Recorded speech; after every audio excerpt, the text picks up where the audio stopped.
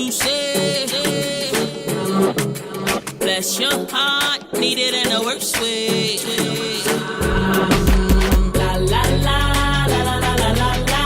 I'm a champion, la la la. Hello, I'm Sharona Jessman. I'm the co-founder of the Israel Conference, and I'm bringing you another episode of Conversations on Israel Means Business. We're having fascinating conversations with business leaders, category creators, innovators, and VCs. During this time in Israel, so many things are happening, both on the political side, the life side, and the business side, that we want to focus you on exciting new developments on the business side of Israel. We have a chance to understand the many profiles of the wonderful people who are creating new industries and new businesses. You can find all of our interviews online at theisraelconference.org, and we encourage you to view them and be in touch with each and every one that we meet. In today's conversation is about the exciting world of defense tech and the world of venture investing.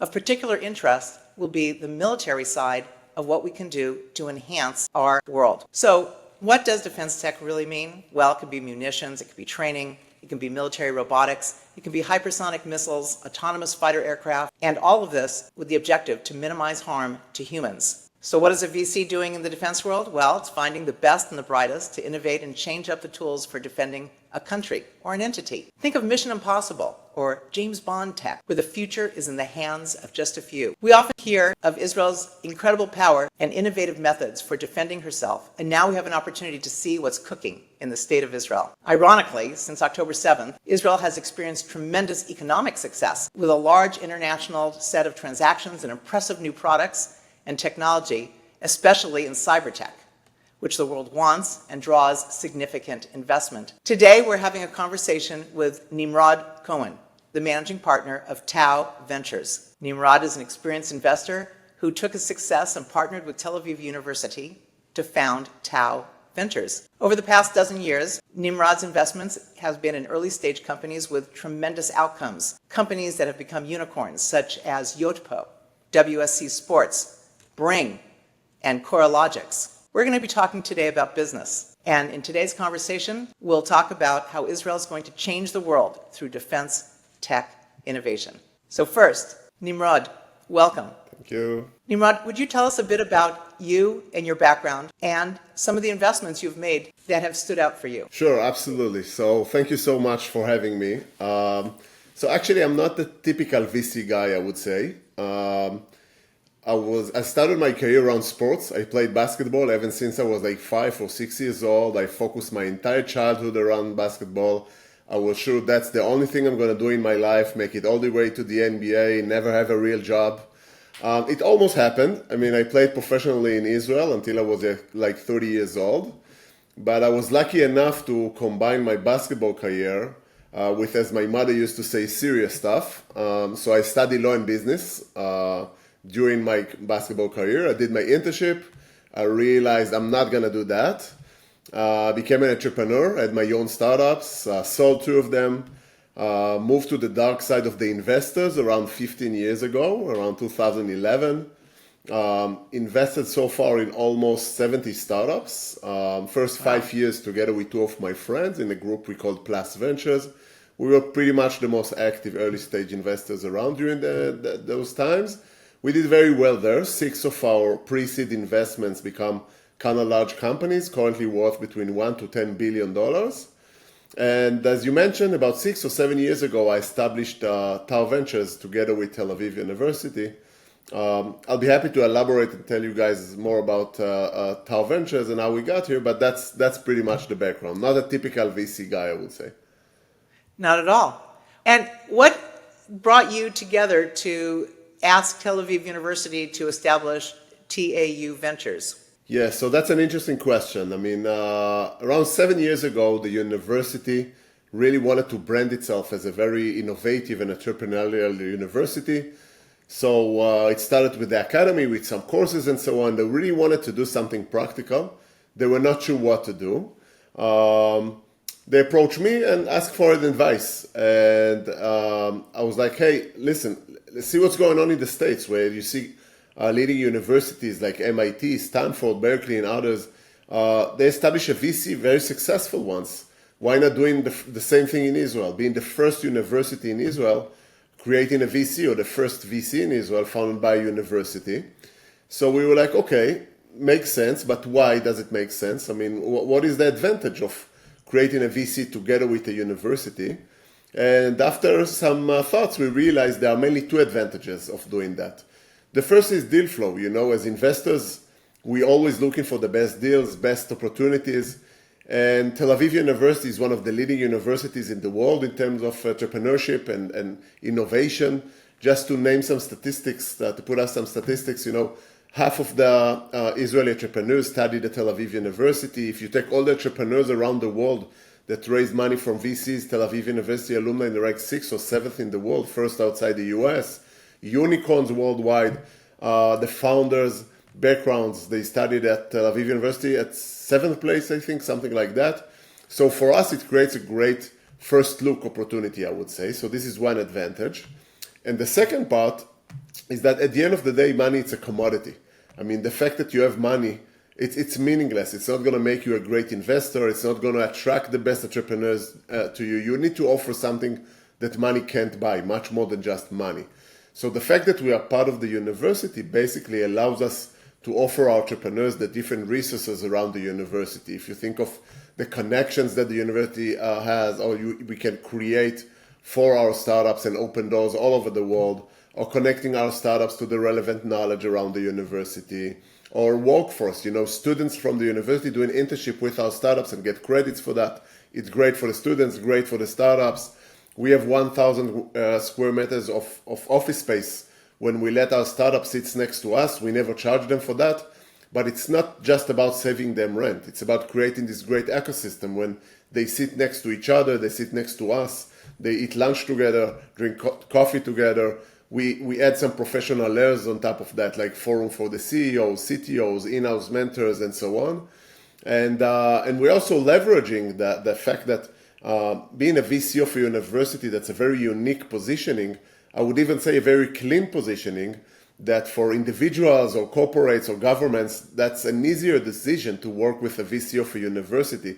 So we leverage that, and we're doing many types of very unique collaborations with different players in the industry, like programs with AB and Bev, the largest brewery in the world, or an accelerator that we run with the Israeli Shabak, the Shin Bet, the security agency, for 6 years now, that I guess we're gonna talk a little bit more about that later on. So I guess it's a very unique situation when we raise money from private investors. So our LPs, our investors that invest in other funds as well. We have the entrepreneurs, and we have the academy and the industry, which is very close to us. So they help us evaluate companies, then become design partners. So I guess it's an all ecosystem, not just being a VC, that creates hopefully great results. Let me ask you, on the association to a university, historically, universities have had a tech transfer program associated to innovation that comes out of their environment. How would you distinguish yourself from a tech transfer, and who owns the IP for the companies that you involve within TAU Ventures? Perfect. I get asked that a lot. So the tech transfer office in Tel Aviv University, called Ramot, their job is to deal with technologies that basically the IP belongs to the university, that is being developed by the faculty members or the different labs and so on. Most of the times, those researchers, they don't want to be entrepreneurs. And the tech transfer office job is somehow make money out of it, to license it to corporates or to startups, and once in a while to establish a startup around it. We act like a typical VC. So we don't really care about the source of the technology. We look for the best team, and actually the team for us is much more important than the technology. So I rather invest in a great team with no technology than to invest in a great technology with no team. So once in a while it's combined, because there is a technology coming out of the different faculty members or labs with a team, so we're happy to invest. But our focus is not necessarily there. It's like the entire ecosystem, I would say, like any other VC. in that regard. So there are no IP issues or anything like that. It's like the typical VC investments. The IP belongs to the company, and no IP involvement of the university. So TAU Ventures was established around 7 years ago. And since then, you've invested in quite a few companies as part of TAU Ventures. Can you tell us a few of the companies and their industry and what happened to them over the course of those 7 years? Maybe one or two examples. Sure, and it's somehow connected to defense tech. I mean, one of our first investments is a company called XTEND. The founders are serial entrepreneurs. After they sold the previous company, I asked them just to come and hang out next to our entrepreneurs to give some advice because they are very experienced. And they were like, hey, we have some ideas of our next thing if we can sit in your office spaces. And I was like, well, why not? We're just at the beginning. There's plenty of room. And it's great for us for you guys to hang next to us. So that's how it started. And then we were eating lunch and then let's meet once a week. They had some ideas. We helped them with that. And they really wanted to combine their expertise around augmented reality and virtual reality together with machines or specifically drones. So they were not sure what to do about it. We introduced them to the Israeli security agency and to the Israeli army. And back then, about 6 or 7 years ago, we had this issue in Israel where they were from Gaza. They used to send like kite surfs and which created fire in Israel. Now you can't take down those kite surf with Iron Dome or anything like that. So it was a real problem. So one thing led to the other, and the army and the security agency, they were like, hey, can you take down those kite surfers with a drone? So they were like, yeah, of course, why not?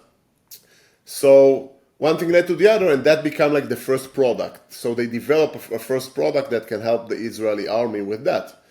And then we realized, we invested, even before that we invested, and then we invested some more, and we brought some of our LPs to invest.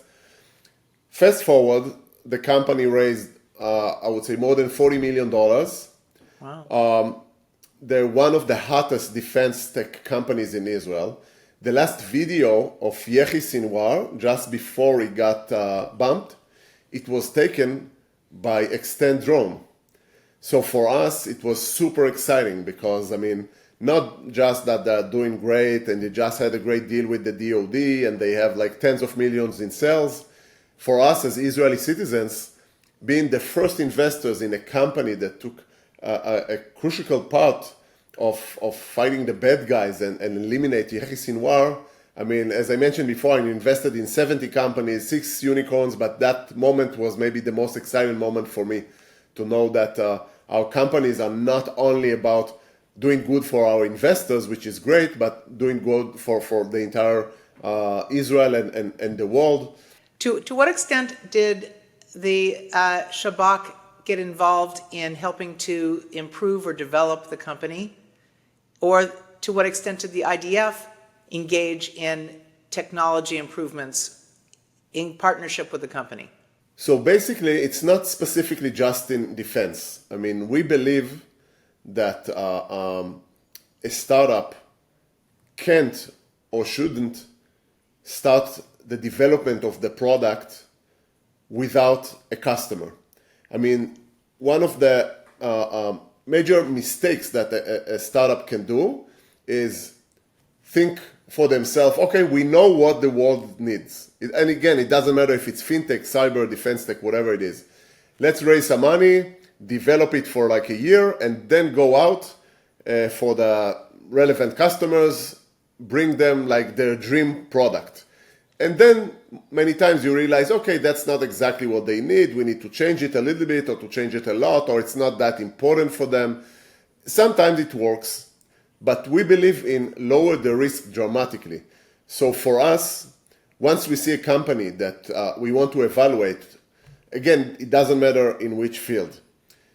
Thanks to the fact that we are Tel Aviv University and we have around us, we are not experts in any field, but we have experts around us because they are our colleagues and friends from the different industries. And they're happy to answer our calls and emails when we consider investing and we ask their opinion. If it's a fintech company, we can approach our friends in the largest banks in the world, for example. Or if it's a defense tech, we can go to our friends in the Israeli military or security agency or NATO or whatever it is and ask their opinion and ask them, hey, is that something cool? I mean, if they're going to do that, are you going to buy it? What are your other alternatives? How much would you pay for it? I mean, is that a nice to have or it's a must? So they help us to evaluate, and if we decide to invest a day after, most of the times they become design partners, meaning that our startups develop their product from day one, the first line of code, together with top customers, global top customers. And they help them, yeah, you need that, no, that feature is not that important, or that's much more important, and so on and so on. And if a top global customer help you design and develop your product, there's a good chance that others gonna buy it as well. So I guess that's part of the uniqueness of our model. Again, it's specifically with defense tech, but with any other fields as well. They help us to evaluate, and once we invest, they create a real change for the startups. They develop the product together with a customer. You're talking about another investment that is notable. Yeah, a company called Cyabra. Again, we were the first investors. Actually, they were our first investment. That's an interesting story. Those guys, during their army service and then their first jobs, they were what we called attackers. They created fake identities online and fake news campaigns. In a certain point, they were like, hey, we don't want to do that. I mean, that's not what we want to do with our lives. But we understand, again, it was 6 or 7 years ago, we understand that this is how the world is going. I mean, there are so many fake identities, fake news campaigns. I mean, let's create a company, let's build a company that's going to do the other way around, that's going to protect corporates, governments, individuals from those campaigns. So it started with, let's help those corporates, to keep their brand clean and to monitor what's going on. But very quickly they realized that the need is much wider. For example, Elon Musk used their services during the Twitter acquisition, because one of the issues there were how many fake accounts are they? And there are like billions of dollars around this question. And Mike Pompeo joined their board of directors lately. They're going public next quarter on NASDAQ.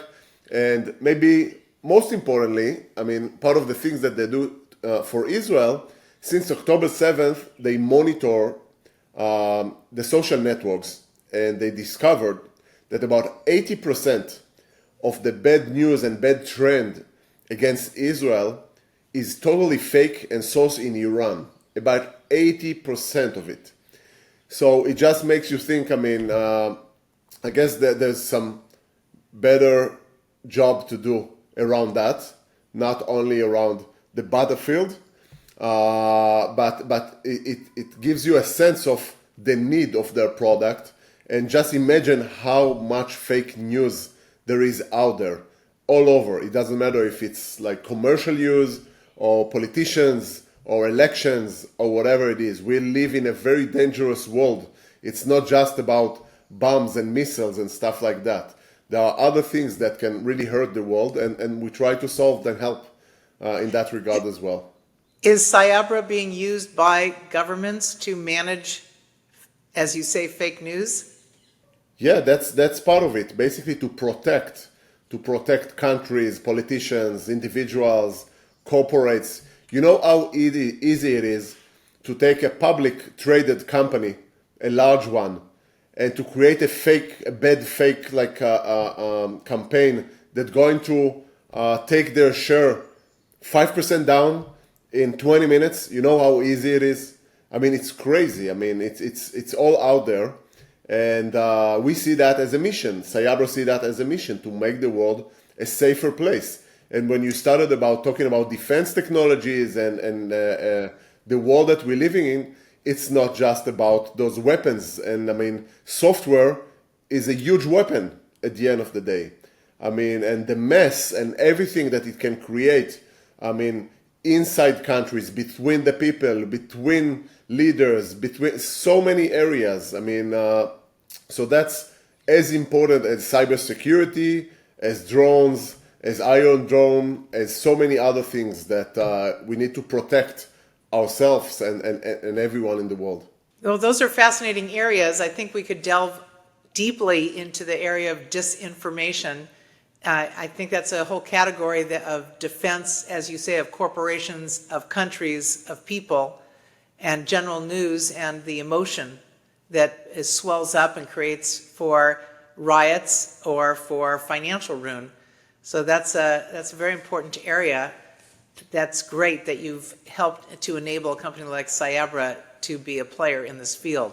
When did you decide that you wanted to focus the energy of the fund not on other great startups, but specifically on defense tech and to create a new fund? So basically, we see Tau Ventures as a platform. As I mentioned before, we feel like we have some great advantages compared to others, and we feel like it's a platform that every year or two we're gonna raise our heads and see what is missing in the markets, and let's somehow take advantage of that. And in the last year or so, we realized that unfortunately, many governments around the world realize that, okay, probably world peace is gonna wait a couple of more years. It's better to protect or to prepare ourselves for the next war. It doesn't matter if you're in Taiwan, Europe, US, I mean, tons of money shifts toward let's prepare for the next world. All those huge corporates like Raytheon, Boeing in Israel, it can be Elbit, Rafael and others, they're super happy about that, but they can't supply all that demand. And historically, and other fields as well, the real innovation is coming from startups, not from those corporates. And unfortunately, Israel, if you try to look of places that we have some kind of advantage, so unfortunately in Israel, we have advantage compared to any other place around the world with defense technologies. Because for us, it's the real thing. You know, we see so many entrepreneurs going to reserve for a couple of months. They see some, I would say, a need in the market, because again, it's a market, unfortunately, but it's a market. They done with the reserve and they go out and they establish a startup basically to face this challenge that they just saw. And so there is a unique advantage for Israel. And at Tau Ventures, I mean, now everyone's talking about defense tech and how cool it is and so on, but we are there for like 6 or 7 years with the accelerator that we run with the Israeli Security Agency. There is I don't think there is any other VC in the world with that amount of experience. I mean, we just started the 11th cohort, more than 60 alumni.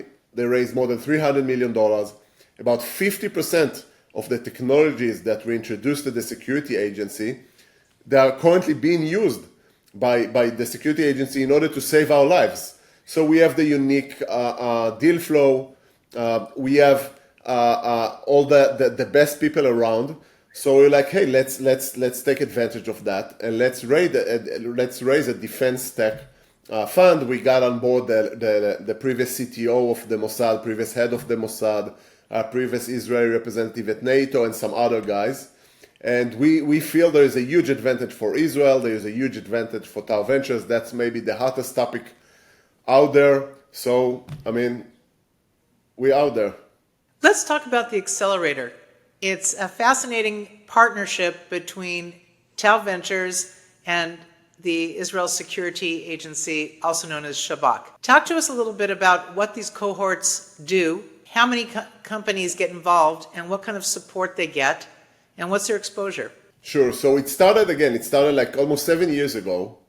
It was funny that I had a conversation with the previous head of the security agency, Nadav Argaman. And back then, 6 or 7 years ago, they were like, hey, I mean, like many other corporates, they realized, okay, so we are super smart and we are super technologies and so on.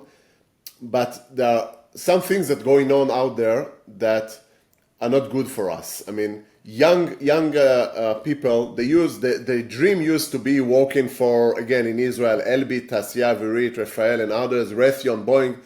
That's not what's going on now. I mean, young people usually rather work for Amazon, Google, startups, and so on. The defense world, again, back then, is too small. I mean, if you want to start a new startup, you aim for the largest market that you can, and that's not defense. Meaning that the security agency, they are not aware of the top technologies. And another thing is that 20 or 30 years ago, the breakthrough technologies were around defense technologies, missile technologies. After a while, they become some gaming technologies, you know. And these days, it's the other way around. The real breakthrough technologies are totally commercial and civilian.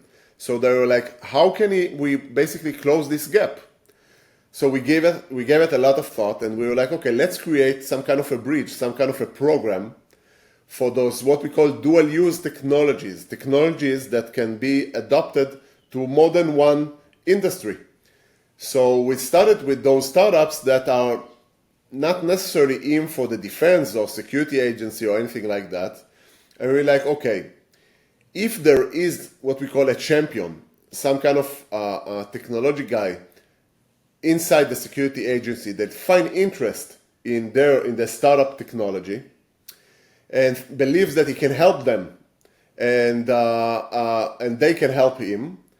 So we accept them to a program. Out of more than 100 applications, we accept about 4, 5, or 6 each cohort. It's a 4-month cohort. When they got a champion from the security agency that works closely with them on the technology, they create some kind of a POC that in 4 months they need to achieve something meaningful, and we help them in everything around that, you know, how to, everything business-wise, how to prepare your pitch, go to market, introduce them to other investors, everything that they need for a startup. And after 4 months, when they graduate, actually they also get $50,000 as a grant. And after 4 months, if they have a successful POC, then and the security agency can decide if they want to go and continue work together or not, and which is totally fine. As I mentioned before, about 50% of those technologies being adopted by the security agency, so it's super successful. And we have many delegations from other organizations from all over the world coming to learn about this unique program. And we're super proud of that. It's served us as a VC both economically and as Israeli citizens, we're super proud of that. We're always trying to be innovative, new models and stuff. So this is one of the, I would say, activities that we're super proud of. To what extent will Tau Ventures be looking at both the supersonic robotics and, on the other side, the very fundamental munitions of developing that in Israel? So I mentioned before I would say the economic benefits or importance of creating now a defense tech or dual-use tech fund. But it's not just that. I feel that Israel has to had a unique advantage compared to everyone else around the world, and not to count on anyone. We saw that. We don't want to be, I mean, that's very bad for us that we need to take actions depends on the president of the United States, if he is in favor of that or not, or others around Europe, or whatever it is. I think it depended upon the decision of the French president as to whether to release the supply chain of munitions to Israel in a very dominant way at a critical time. Exactly.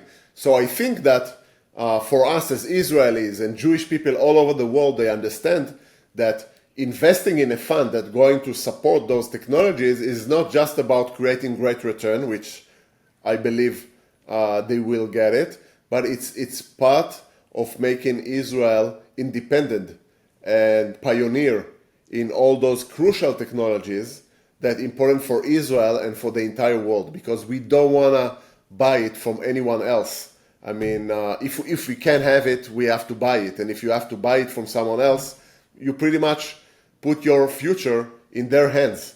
And that's not good for Israel. Will some of the Tau Ventures investment be in creating rifles and creating bullets, as well as things that involve tech in the outcome? No, currently this fund gonna do only tech startups and tech companies, not bombs and rifles and anything like that. We feel that that's more right for us. But maybe others, or maybe later, I don't know. But for now, it's about tech. Nimrod, what is your thoughts on how Israel was so extraordinarily successful during 2024, despite the ongoing war that was taking place? That foreign investment continued to participate in the growth of the Israeli business market. You know that when we started the war, other than everything personally that we all been through, around the startup ecosystem and the VC ecosystem, we felt like the main challenge or the main risk is, can we still execute? Can we still deliver? I mean, that's the main risk for the industry. There was always a risk factor around Israel because once every year or two there were some missiles and so on, but it didn't really affect the day-to-day. But if now, when we have a real war going on, if we, as the Israeli startup scene or ecosystem, will not deliver, so why would investors, global investors, will invest? I mean, for them, they don't care that we are in a war. Or if you have a technology that someone buys, they want to get what they paid for. They don't care that you are facing a war. And imagine that on October 7th, after 2 hours or so, an average 30% of the manpower just disappeared for reserve. It can be the CEO, the CTO, VP R&D, marketing, whatever, 30%. I guess most of you guys think of your business, if in 1 hour 30% of the manpower is gone and never answered the phone, there's a good chance your business is done.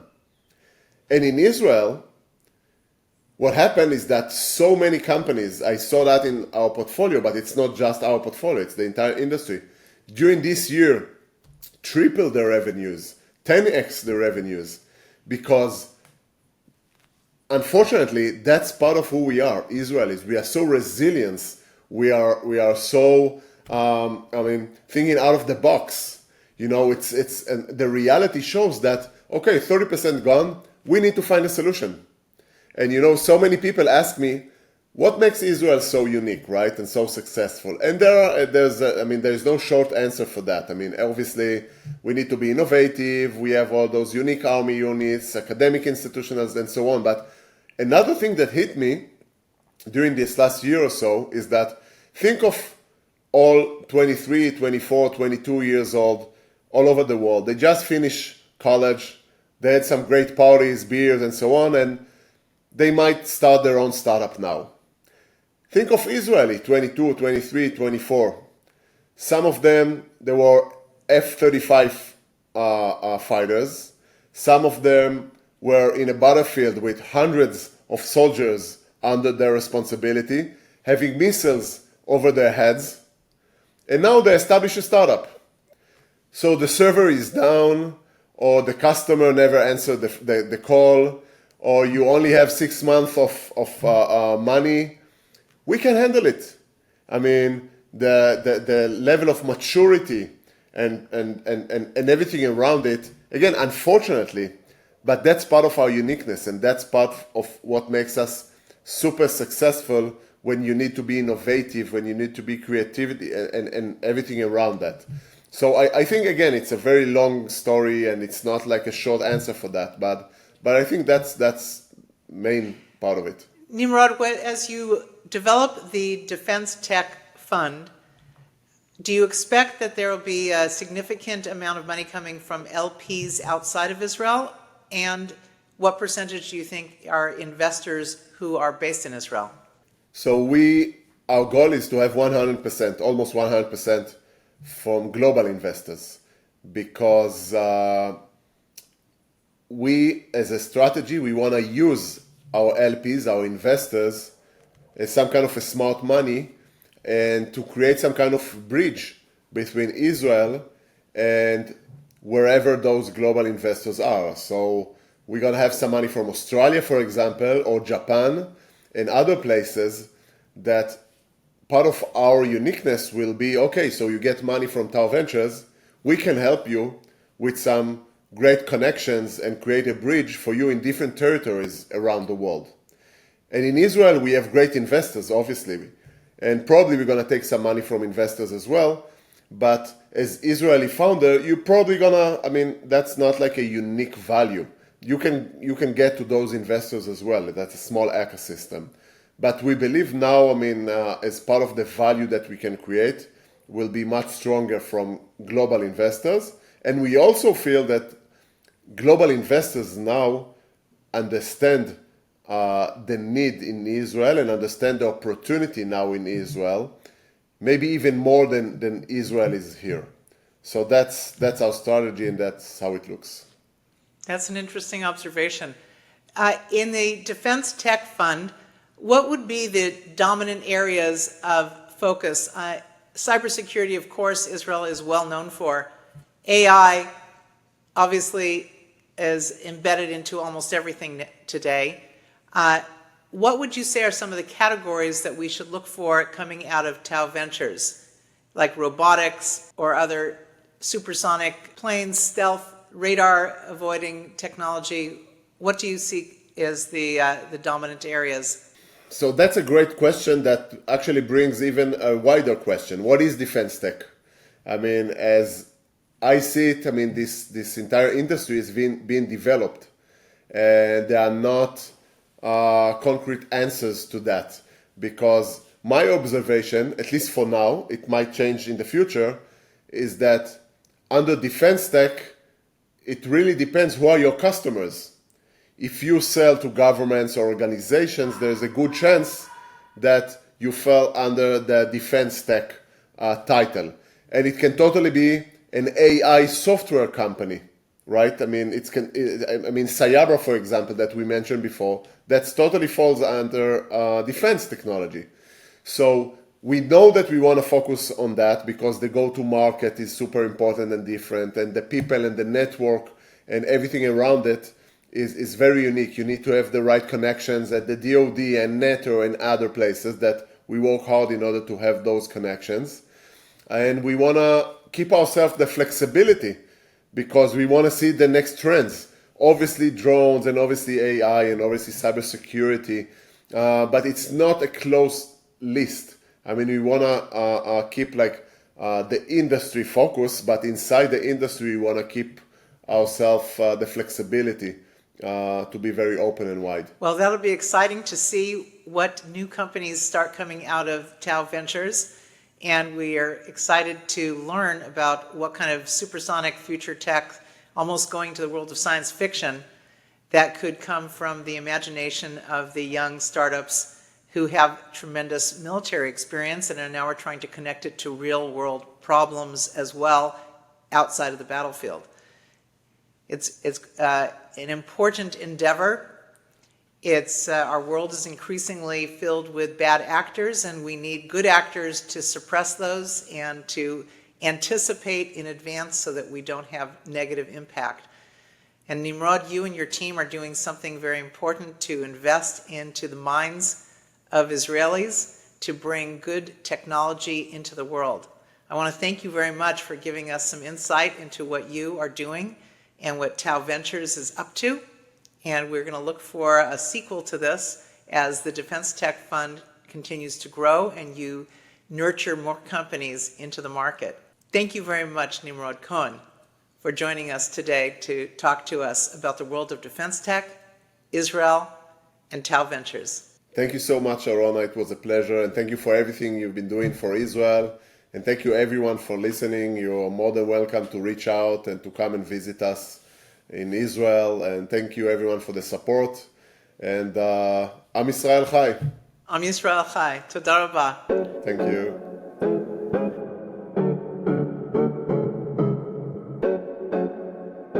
To see more conversations with extraordinary Israeli business entrepreneurs, visit theisraelconference.org.